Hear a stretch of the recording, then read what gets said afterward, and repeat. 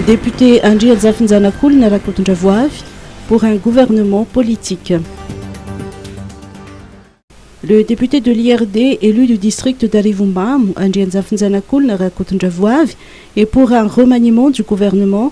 Il estime qu'il est temps pour le président de la République de remplacer certains membres du gouvernement dont la performance est insatisfaisante. En ce qui concerne la structure du nouveau gouvernement, ce parlementaire pencherait pour un gouvernement politique pour ces 2 dernières années de mandat du président Al-Raduil. En attendant, l'évaluation des ministres suit son cours. Sauf changement, la nouvelle équipe du gouvernement sera connue ce dimanche. Gouvernement et PTF, gestion transparente des aides internationales. La gestion des aides internationales liées au Covid-19 depuis 2020 s'est toujours déroulée en toute transparence, a souligné hier le Premier ministre Christian Tsey lors d'une réunion du gouvernement avec tous les partenaires techniques et financiers de Madagascar au palais de Mazoriv. Pour démontrer cette transparence de gestion, le chef du gouvernement leur a indiqué que le lien qui permet de consulter le rapport de la Cour des comptes à ce sujet est accessible à tous. Toutefois, les participants à cette réunion se sont accordés à dire que Madagascar a besoin d'une loi relative à la gestion des fonds en état d'urgence. Projet ressources éducatives, faciliter l'accès à la lecture. Améliorer l'accès des élèves du primaire et du secondaire à des ressources éducatives de qualité, à la lecture et aux livres de jeunesse, telles sont les grandes lignes du projet ressources éducatives. Ce projet a été lancé en mai 2021 par l'Institut français de Madagascar et le service de coopération et d'action culturelle de l'ambassade de France, en partenariat avec le ministère de l'Éducation nationale et le ministère de la Culture et de la Communication.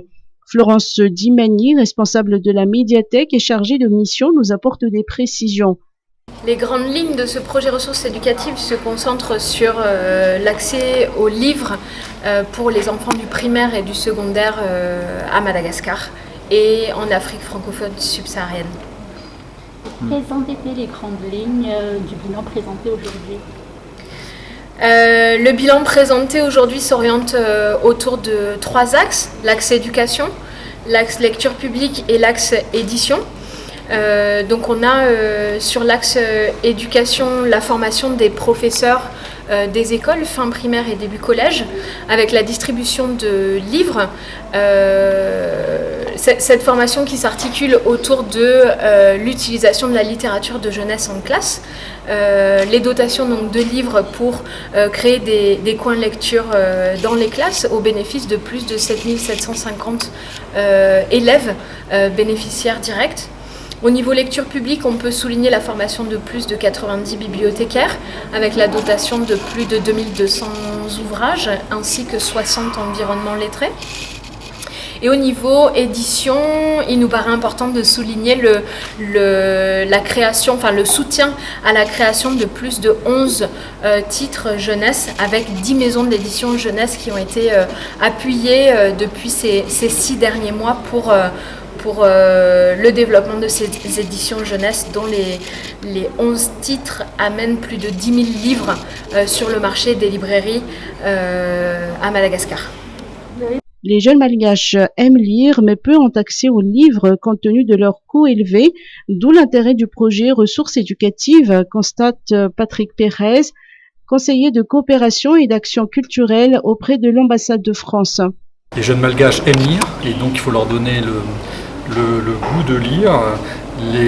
Malheureusement, compte tenu du prix des livres, peu ont accès. Donc l'idée de ce projet, c'est d'apporter les livres à cette jeunesse qui le mérite. Et pour développer un petit peu, il y a plusieurs statistiques où on disait que seulement 12% des foyers disposent de 3 livres pour enfants. Et il faut augmenter ce taux. Et il faut publier en bilingue à des prix abordables pour justement permettre à tous ces jeunes de pouvoir lire. Et donc le projet va mettre en place des coins dans les écoles, des bibliothèques dans les écoles publiques et pour renforcer un petit peu cet apprentissage. Mais il faut former aussi Comme le disait Florence, il faut former les professionnels pour pouvoir faire partager le livre à tous ces enfants. L'intensification de ce qui a été fait au niveau du fonds de soutien à l'édition jeunesse pour la multiplication de nouveaux titres en français, en malgache ou bilingue, ainsi que la promotion de cette littérature malgache dédiée à la jeunesse en dehors de Madagascar seront la prochaine étape du projet, a conclu Florence Dimani.